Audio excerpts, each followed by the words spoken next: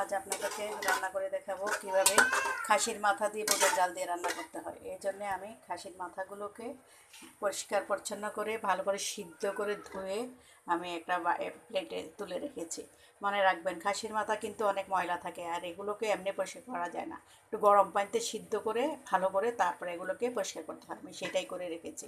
এই যে আমার খাসির মাথাগুলো। এখন আমি হাঁড়িতে খাসির মাথাগুলো রান্না করার জন্য আবার একটা বাটিতে 2 ঘন্টা আগে থেকে একটা বুটের ডাল আমি ভিজিয়ে রেখেছি। এগুলো খুব সুন্দর করে ধুয়ে একদম পরিষ্কার পরিচ্ছন্ন পানিতে এগুলো আমি রেখেছি, যাতে কোনো রকমের ময়লা এগুলোতে না থাকে। দেখুন, একদম স্বচ্ছ পানির, এগুলো স্বচ্ছ পানি দিয়ে ধোয়া।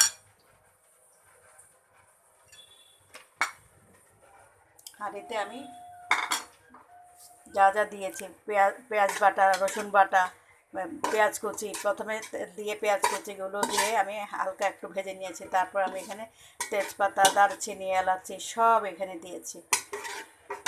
এছাড়াও আমার আরও যা যা লাগবে এখানে, সেগুলোর ভিতরে রয়েছে অনেকগুলো পেঁয়াজ কুচি, কাঁচামরিচ কুচি, এই কাঁচামরিচ কাটা, তারপরে রসুন কুচি, সবগুলো আমি এখানে রেখেছি।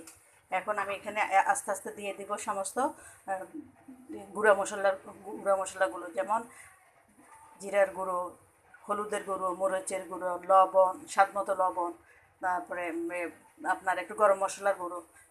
কেউ যদি মেথি খান, মেথির গুঁড়ো অল্প একটু দিলে খুবই স্যান্ট হয়। আমি দিতে পছন্দ করি, আপনাদের পছন্দ না হলে আপনারা স্কিপ করবেন। এগুলো সবগুলো একসাথে দিয়ে আমি প্রথমে হাঁড়িতে এগুলো দিয়ে ভালো করে কষিয়ে নিব।